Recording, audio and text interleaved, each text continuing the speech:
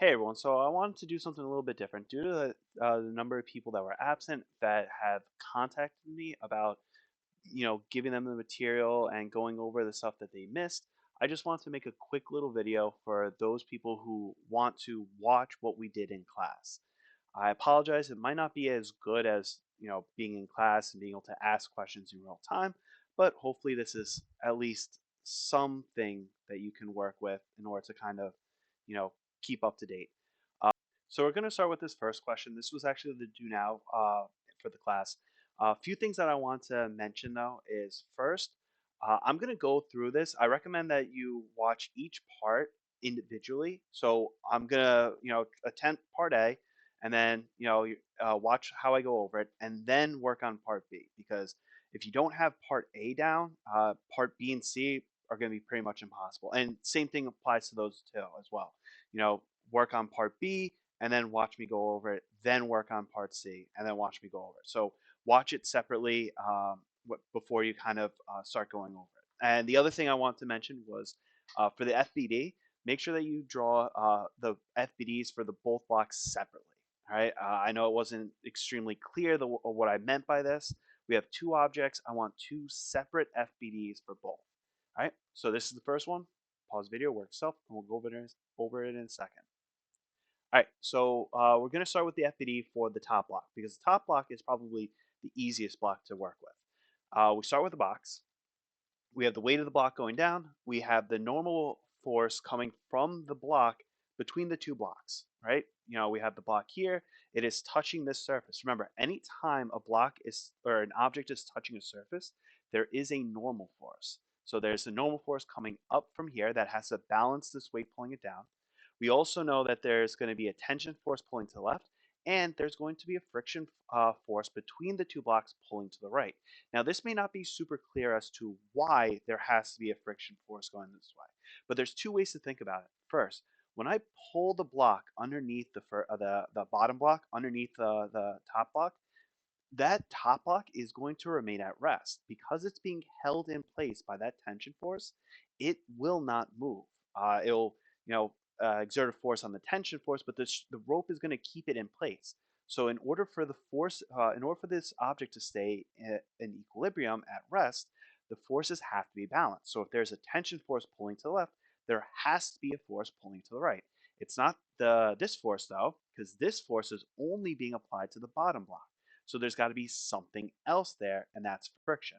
Another way to think about this is that when this block is moving to the right, from the perspective of this block looks like it's going to the left. It's actually kind of almost like that relative velocity type question, where even though one object is technically moving in one direction and the other object is technically at rest, the relative motion, of the top relative to the bottom is actually going in the other direction to the left.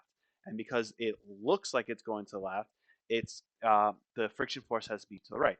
If you can't visualize this, it honestly works out to, just take two objects, put one on top of the other, hold one in place as you pull the other one underneath it, and you'll see that it's sliding in the other direction. Like the direction it's sliding across the bottom surface is in to the left. So the friction force would have to be to the right. It's kind of a weird thing if you've never seen it before, but that's kind of the way that you're supposed to think of it. Honestly, though, thinking about it in terms of equilibrium is probably the best thing. Now, one thing you might notice with this FPD is I made two of these forces purple. You'll see why I do that in a second. Now, we have to do the bottom block. Now, the bottom block is a lot more complex. So we start off with its weight. That's easy enough. There's a weight going down.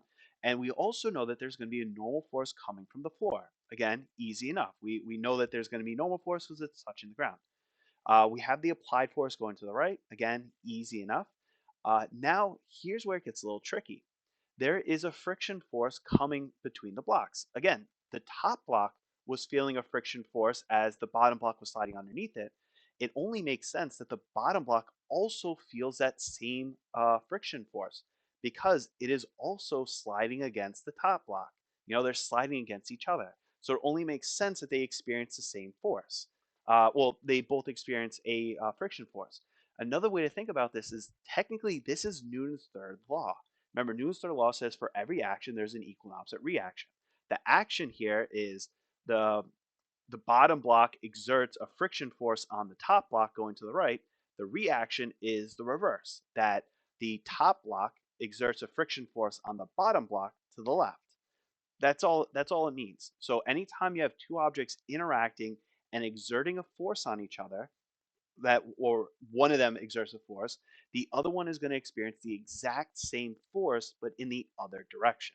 I had made the comment before that Newton's third law is something that kind of works in the background, that you won't really see a very specific equation about it. Rather, you're going to have to take it into account in other ways. This is kind of what I was referring to. Being able to recognize that these forces are interactive forces, that one object experiences a force, the other object experiences the same exact force, but in the other direction. This is also going to play a major part in the next parts when we are trying to find our final answers. Now, in that same vein, we also have the top block, this normal force of the bottom block pushing up on the top is also experienced by the bottom block. The bottom block is also being pushed down by this top one. Again, every time you're touching a surface, there's a normal force. Well, there's a surface underneath this object, and that's pushing it up, which we already have here. But we also have a surface right here, which is pushing it down, which is where this is coming from. Again, Newton's third law tells us that these two forces have to be the same. So why did I make these purple? To represent that these are the same forces. They're the Newton's third law forces that come from that they're equal and opposite in value. All right, and then the last one is that there's a friction force going to the left, again, because when I pull this to the right, it is sliding across the surface, so it's going to end up pushing in the opposite direction. So this is what the FBDs look like. Now, one thing to also point out, I forgot to mention this before, but you'll notice that I put a lot of detail into these subscripts. And that's because of the fact that when you deal with these types of problems where there's multiple objects, it becomes important to recognize when you're going to see repetitive forces, like multiple normal forces, multiple gravitational forces, multiple friction forces, and you want to be able to distinguish what one friction versus another. You can have an object that is experiencing two, three, four frictions. You're not, but you could see that. But in the real world at least. Uh, so you want to be able to differentiate one friction from another. That one is the friction coming between the blocks versus one is the friction coming from the floor. And another thing, a reason why we want to make this distinction is because this is going to relate to the normal forces related to it. So this friction force from the floor matches with the normal force coming from the floor. This friction force coming from the block matches with this normal force coming from the block when we go to use the equation for friction later on. All right. I understand that these FBDs look kind of messy, but this is actually one of the reasons why I also stress the importance of an FBD. This problem would become impossible to do without an FBD. This is why it's important to make sure that you know how to set up an FBD, where the forces go, what direction they point, all the forces in there, and why I say that if you can get these FBDs drawn down packed for any scenario, then the force problems will start to fall into place. If you can master those two steps that I keep repeating, drawing an FBD and then doing your sum of the forces, then pretty much every single problem will be a lot easier, even when we get to some of the later parts. So make sure that you kind of, I really want to try and stress this part. So make sure you fully commit to figuring out how these FBDs work. If you need help, obviously let me know. All right. So this is the full FBD. Now with this FBD, you should be able to work on part B. So pause video, work self, and we'll go over in a second. All right. So they're looking for the normal force acting on this lower block. So this is the lower block coming from the ground. So they're looking for Fn floor. Now I can't start with this. I'm going to look at this block because this block's a lot simpler. Now before I start going over, I want to remind you that I've mentioned before that physics is a problem-solving based class, and a lot of these questions end up kind of almost acting like puzzles. You want to be able to, in order to figure out one answer, you have to be able to figure out more information sometimes. You can't go straight to figuring out what the normal force from the floor is. You have to find more pieces. The key thing is just knowing where to look. And for me, I always tend to look at the simplest parts, this one. I'm going to look at this FBD. And then the next thing I want to think about is, what do I know about the forces? Well, I know that this top block remains at rest, so I know that the forces must be balanced. So for the top block, the sum of the forces must be equal to 0. Well, there's two forces in the y direction. There's the normal force from the block going up and then the weight going down. So they have to be equal to each other. Therefore, this normal force has to be equal to W. But since this force is equal to W, I know that this force also has to be equal to W because of the fact that they are equal and opposite forces based off of Newton's third law. So once I found this force, I immediately found this force. Now if I look at this FBD, I'm only missing this force. I know these two, so I can once again do some of the forces, this time focusing on the bottom box. Uh, I have the normal force coming from the floor minus these two forces. All that's going to be equal to 0. So I plug in my the W for these two values, and I end up getting that the normal force coming from the floor is 2W. Right? Again, that's pretty much the go-to. Right after you draw the FBD, you can immediately go to some of the forces. In fact, once you start getting a better handle at doing the FBD, you might find yourself doing some of the forces naturally as you start filling this out. When I started filling this out, in my mind, the moment I drew this force going up, I thought to myself, okay, this one's W.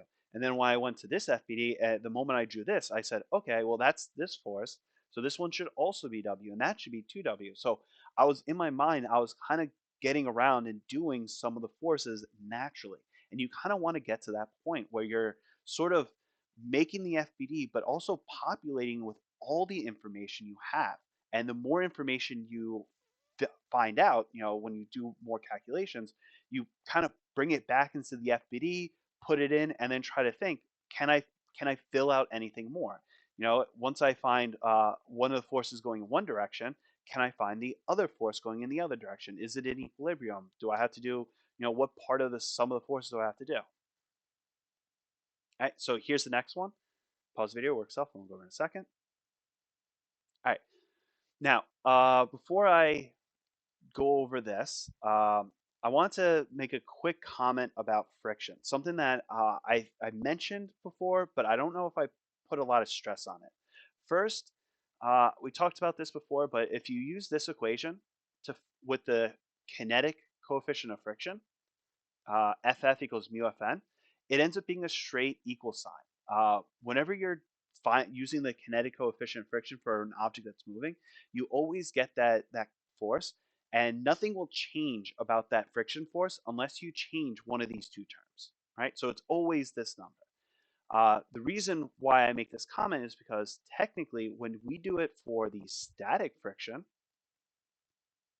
using the static coefficient, instead of it being a hard equal sign, what you end up getting is this. This is the less than or equal to sign. The point for this is to tell us that this is a maximum friction force. What do we mean by that? Well, let's say that we did this math and we found that the maximum static force that an object can experience was 25 newtons.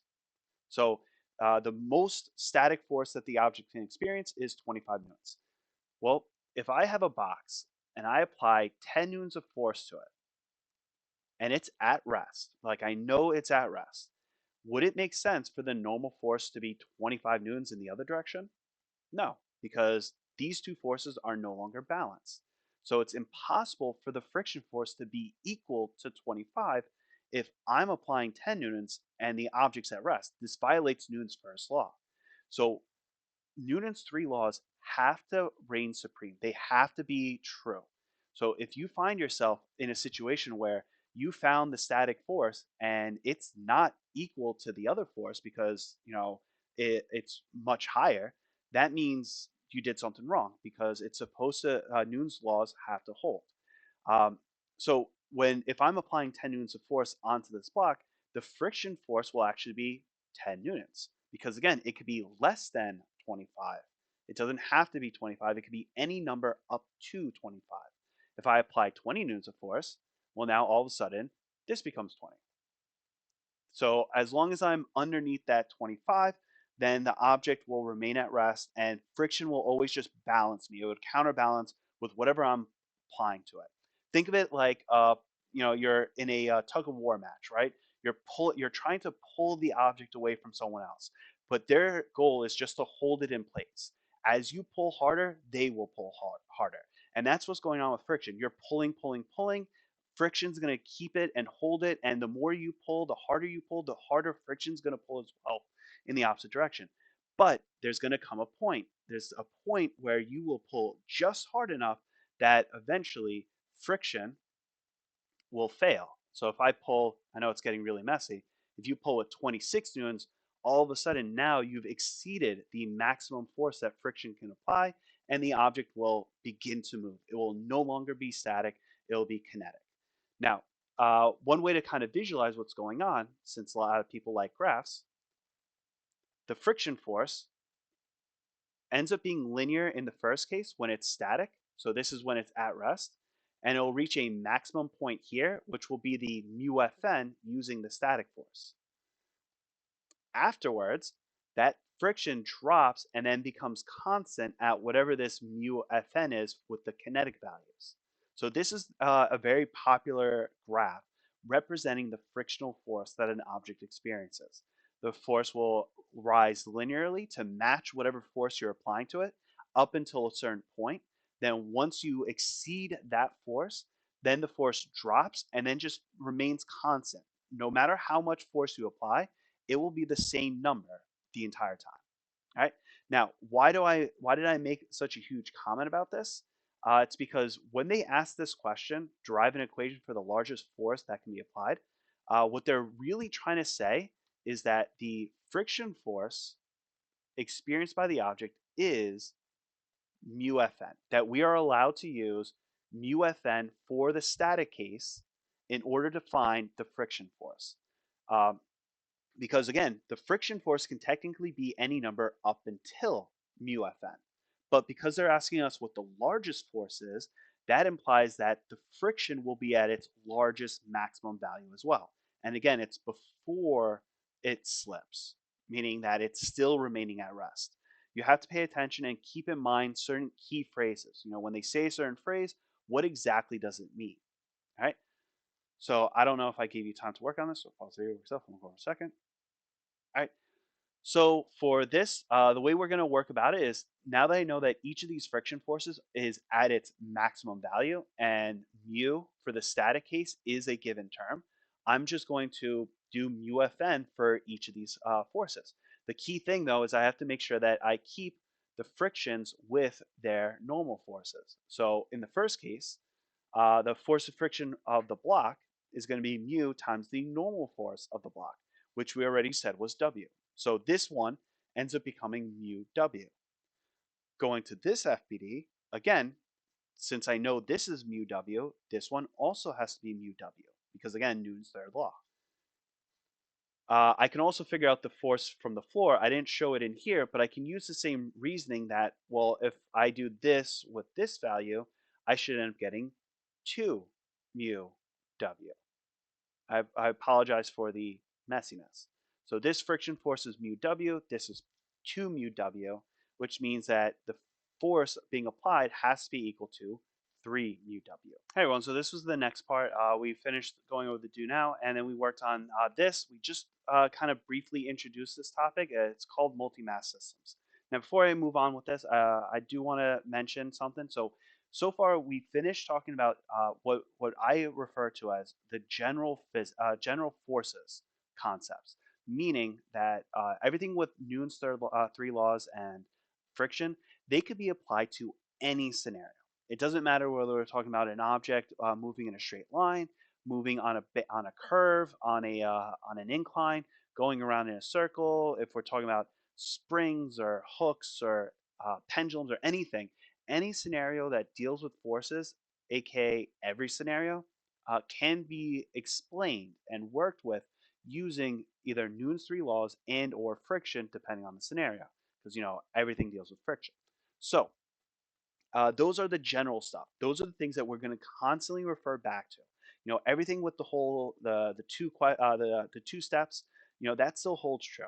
What I'm going to talk about next is, in the next few days, is going to be the force specifics, the ones that are kind of more niche and unique forces, if you will. These are things that will only appear in very specific scenarios. Like, for example, one thing that we're going to talk about in the next unit is going to be circular motion. Obviously, objects moving in a circle. If an object's not moving in a circle, you won't do what we do in that scenario. We're going to talk about here multi-mass systems, which is when we have multiple objects. Whatever we talk about in here do, doesn't really apply to a lot of stuff that we do it when we only have one object. So that's kind of what I refer to as the force specific type problems. For stuff that we're going to work on for very specific scenarios with their own kind of unique setups. But even though they have somewhat of a unique setup, we still end up doing the same two steps regardless. The only difference is we might have to make a slight alteration to something we do, either because we have to calculate something new before we can kind of progress. Maybe we might have to, when we do our laws, we might have to focus on a certain aspect before we work on it, like when we do our FPDs, something. So just keep that in mind that we're still applying Newton's laws to this. We're still working on that. It's just now going to be shown, how would we use Newton's laws in this scenario? And then later on, it's going to be how do we use Newton's laws in this scenario? All right. So we're going to talk about the multi-mass system. Now, normally I do not like to do videos on multi-mass systems because of the fact that it can be a little bit complex. It's something I want to make sure that I cultivate and work on in class. But again, because of everyone being absent, I want to at least give you a little bit of insight that may not have been clear if you just looked at my PowerPoints. So the first thing that I need to talk about is the difference between objects and systems. There's really, it's just really so that when I start making comments or when the AP questions make these comments, you kind of know what they're referring to. So an object is something where the internal structure either doesn't exist or doesn't matter. What do I mean by that? If you have a solid ball, the solid ball does not have an internal structure for the most part. It's like, it's just solid all the way through. So that would be considered an object. But a case where the internal structure doesn't matter would be something like, in this scenario, I say a desk. If I push my desk and I want to look at the forces acting on the desk, I don't actually take into account the drawers inside the desk. I don't take into account everything that's going on inside the desk. That's not what I care about. What I care about is what's happening on the whole. So even though that object, that desk has an internal structure, I don't really care about it. So I'm going to treat it as an object, as if the internal structure doesn't exist. Another example of this is, humans. We've done so many practice problems where we talked about a person, being pushed or a person moving in a certain direction. Well, people technically have internal structures. We have bones, we have ligaments, we have intestines and organs. When we apply a force, technically that force is affecting our internal structure in slightly different ways, and that causes slightly different movements. But for the most part, we don't really care. We kind of ignore the internal structure of the human and we treat us as objects. Now, a system is what we refer to as a collection of objects, and these objects all interacting with each other. Now, what does this mean? Uh, the reason why we make this distinction is because when we look at problems that have multiple objects in it, basically that are systems, we have to decide, are we going to look at this as a system, as one solid, just look at it as a whole, or are we going to look at each individual object that's going on? So I just wanted to make that distinction. You're going to be hearing me mention, we're going to look at it as a system. We're going to look at it as a single object, or I'm going to say we're going to look at it as separate objects. That's kind of what I'm referring to, and you'll see what I mean by that in a second. I feel like a lot of the stuff that I might talk about right now may not make full sense until I go over practice problems, which won't be until we meet again in class. But again, at least I can lay down some seeds of ideas and thoughts that I can kind of carry over. So let's consider this case where I'm applying force to a 5 kilogram block that is pushing up against the 10 kilogram block. And I want to know, what is the acceleration of the 5 kilogram block? Now, the most likely, if I were to give this question to most people without any sort of context, just people who know physics, like in the Regents class, and even with some AP students, a lot of them would probably just do the F net equals ma. They'd use the 45 newtons and the 5 kilogram block and get that the acceleration is 9 meters per second squared. However, the problem is that's not what's happening. See, because that even though that 45 newtons is directly attached, acting on um, the 5 kilogram object, the 5 kilogram object is also interacting with this yellow object. So the 45 newtons is actually being used to push both objects. So we can't just look at the 5 kilogram object as being affected by the 45 newtons because that's not what's happening. So we have to realize that there's two boxes that are interacting with each other. And the easiest thing is to actually treat them as a single object because it turns out that whatever motion this block has, this yellow block has to have the exact same motion, right? If I treat it as one single object, what I can do is I can do my FBD out of the force of gravity going down, the normal force, and the applied force, again, treating it as a single object, pushing on it. Because at no point will these two objects separate or do anything differently. Whatever motion this one has, this one's going to have the same motion. So if I look at it this way, then when I do the 45 newtons divided by the total mass of 15, I end up getting that the acceleration is 3 meters per second squared. So because of the fact that I got that the system's acceleration is 3 meters per second squared, I know that both blocks have the same acceleration of 3 meters per second squared. Now, if you don't believe this, consider the case where this block has a higher acceleration than the yellow block. Like, is it possible for this to accelerate at a faster rate than the yellow block? No, because according to the kinematics equations, if this is accelerating at a higher rate, that means it's covering more distance, which means that if this isn't covering as much distance, the blue block would have to phase through the yellow object and teleport in front of it, which doesn't happen. Similarly, if this was accelerating at a lower rate, then the yellow block would be covering more distance in that same amount of time, and it would separate from the blue block. But again, it doesn't. The only reason the yellow block is moving forward is because the blue block is pushing it forward. So they move together as one object, they accelerate together as one object, so we can treat them together as one object. This is what it means to look at the entire system and treat the system as one object. All right.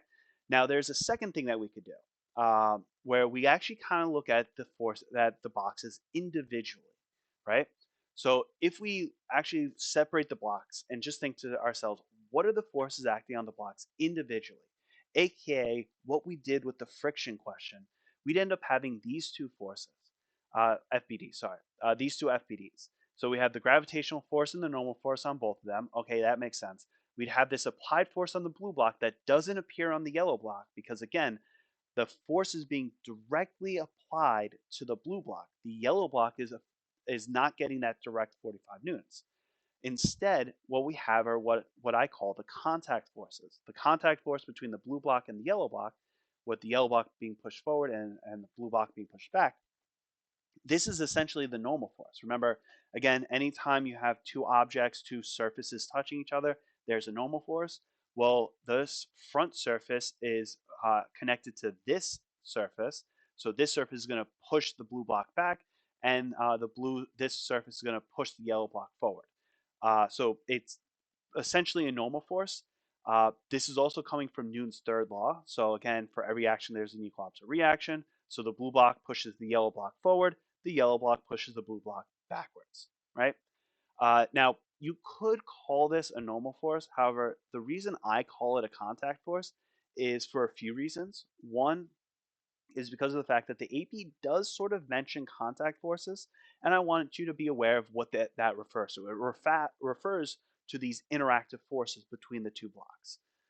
Another reason why I like to use contact force is because then if I use normal force, then there's going to be a lot of FNs, and I'm going to have to do a lot of subscripts. So it's a lot easier to just handle as like FG1, FN1, FG2, FN2, and then just call this F contact.